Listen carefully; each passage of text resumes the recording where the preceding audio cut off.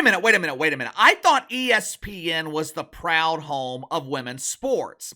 I thought the worldwide leader in woke prided themselves in giving opportunities to women, most of which are completely unqualified for the positions they are being given. And it's not just some of the women who are unqualified for their roles at the worldwide leader in woke. There are plenty of dudes working at ESPN who wouldn't be qualified to work the cash register at Wayne's World of Wiener. Apparently, at the network who claims to fight for women, at the network who claims to be all about female empowerment and girl power. Girl power! If you're collecting woke welfare at the feminist network, it is a clear violation of the woke commandments if you have the audacity to defend women. If you violate this commandment, the punishment, it could include on-air suspensions and possible termination. You don't have to take my word for it. If you don't believe me, just ask Sage Steele and Sam Ponder, the latter of which was just fired for having the courage to defend women. Well, KC, that's simply not true. Sam Ponder was fired due to budget cuts. RG3 was fired too. Budget cuts? Budget cuts?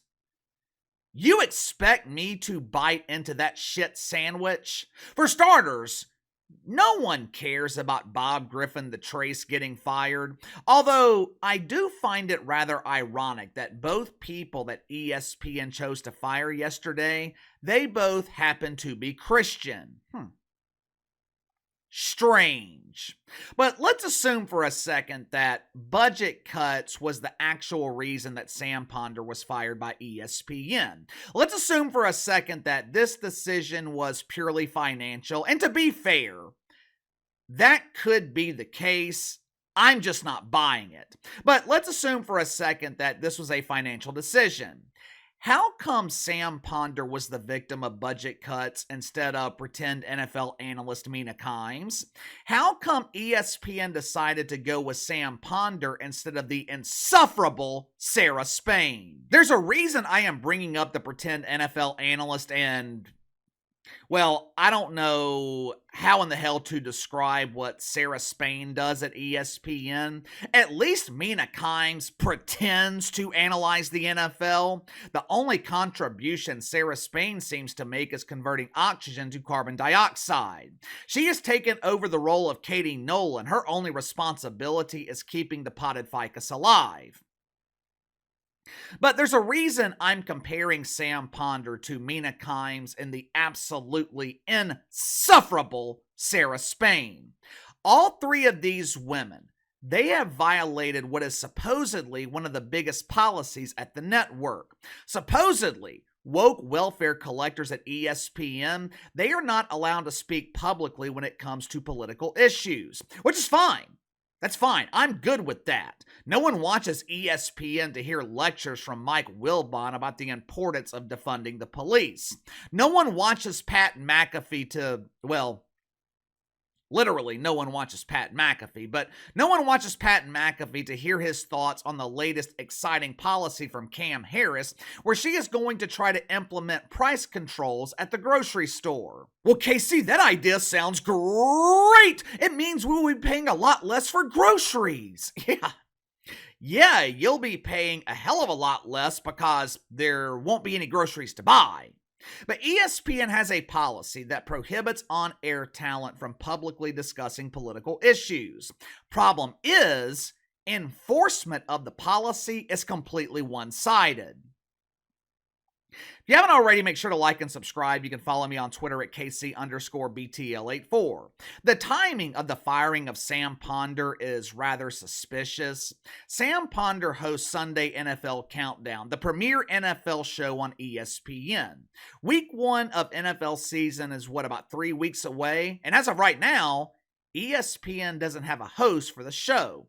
Couple of weeks ago, as Amin Khalif was dominating female boxing at the Olympics, as the only boxer in the weight class that potentially possessed XY chromosomes, Sam Ponder, she sent out a tweet that said XY equal male, XX equal female.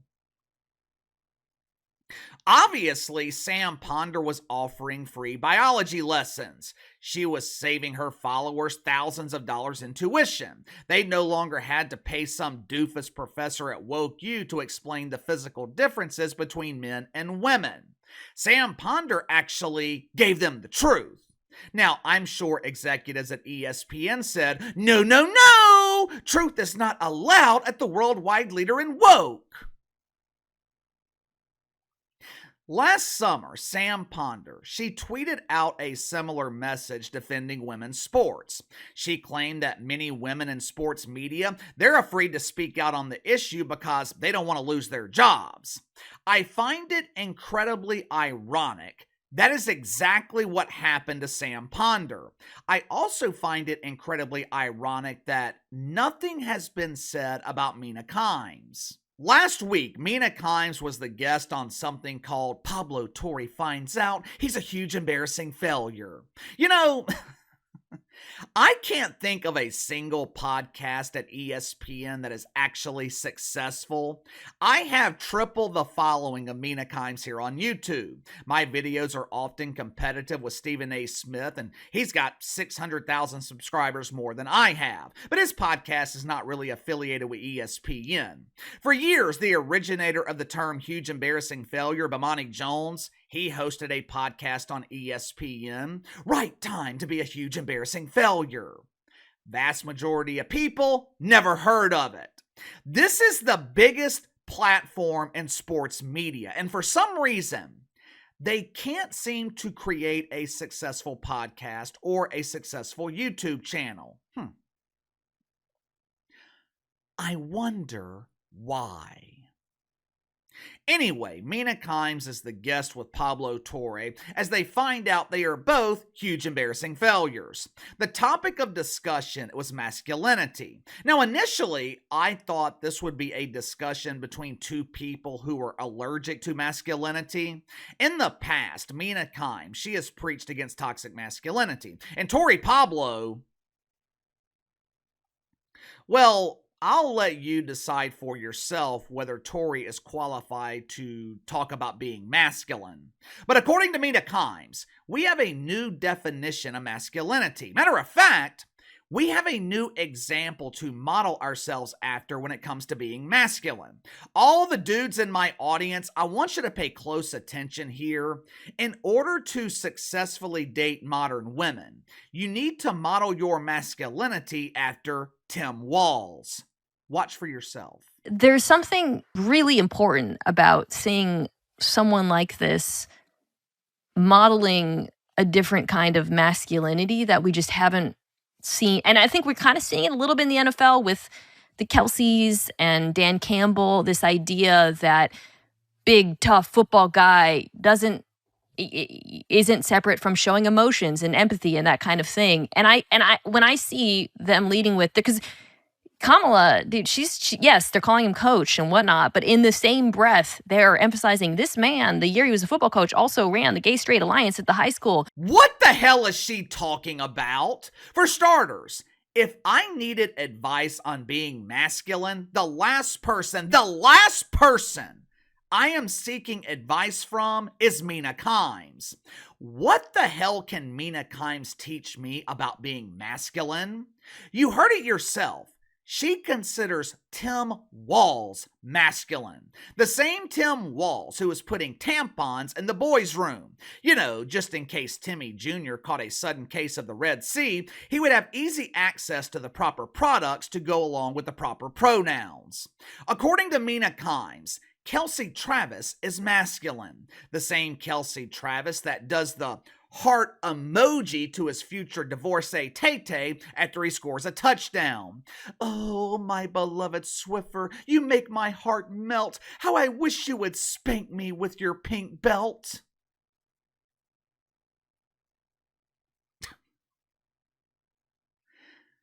How come Mina Kimes wasn't reprimanded for essentially endorsing a politician? I thought she was paid to provide shitty, fake analysis on the NFL.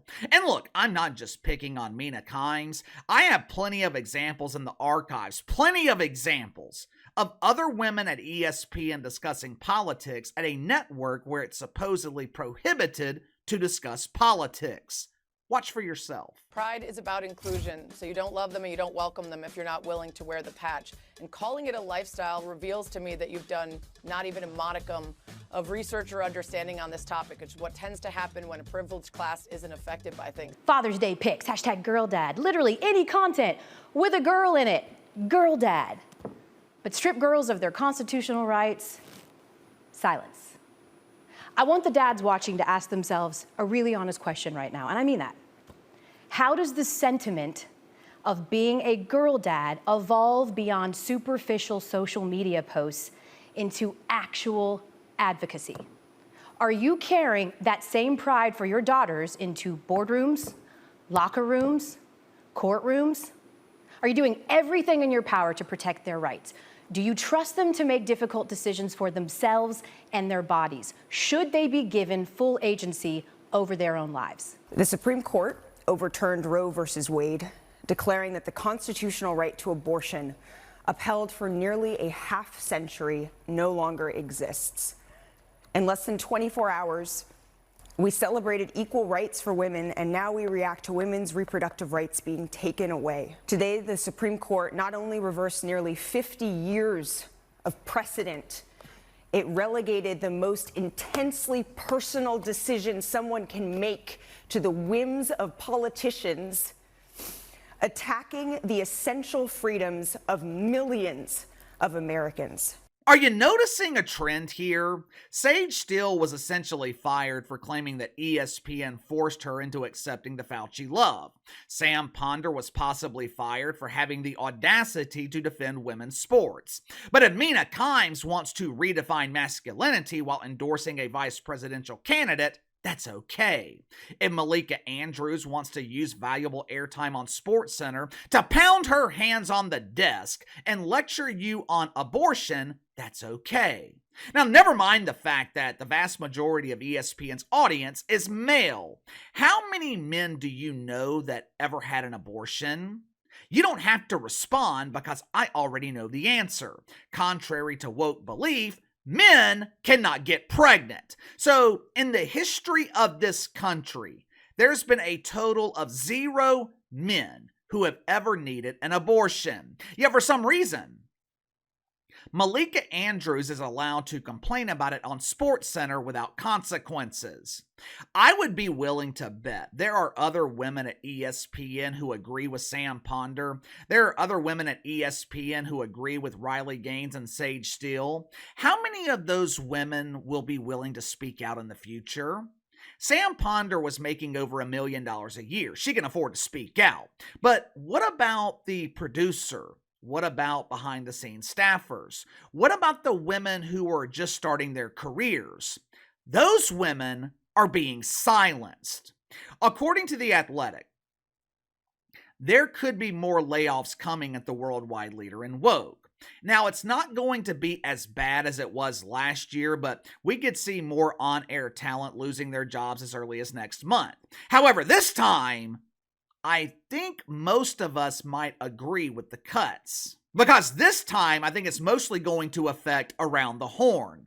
I didn't touch on this last week because Around the Horn has become so irrelevant, but it was reported last week that ESPN is canceling Around the Horn. Hasn't been confirmed yet, but it's supposedly a done deal. It's gonna be interesting to see who gets let go and who's allowed to continue collecting woke welfare at ESPN for doing absolutely nothing. I have this weird feeling. I just have this weird feeling that Sarah Spain might be one of the victims of the budget cuts. Why? Because Sarah Spain, she is going to be a victim of her own beliefs. She doesn't represent enough diversity. She only checks one woke box, and it's a minor one. Others in Club Useless like David Dennis and the other collection of unknowns on Around the Horn, they check the premier woke box, race. You know, Around the Horn is a prime example of what happens when you base hiring decisions on diversity, equity, and inclusion. The show is completely unrecognizable compared to what it was when I was watching 15 or 20 years ago. Ironically enough, Around the Horn, it used to be about diversity of thought. It used to feature talented journalists from all over the country offering different opinions. Today, all the panelists on Around the Horn, they have two things in common. They all share the same woke beliefs, and they all share in a complete lack of talent. Give me your thoughts on this. RG3, Sam Ponder, fired by ESPN. Do you think it's a coincidence that both of them are Christians? Is it a coincidence that Sam Ponder defends women's sports and gets fired? ESPN is claiming it's budget cuts, but I think Sam Ponder was fired because of her beliefs. What about you? Sound off in the comments below. Like, subscribe, share the video. Appreciate your support. Best way to contact me is by email at btlkc84@gmail.com, and I'll see you guys tomorrow.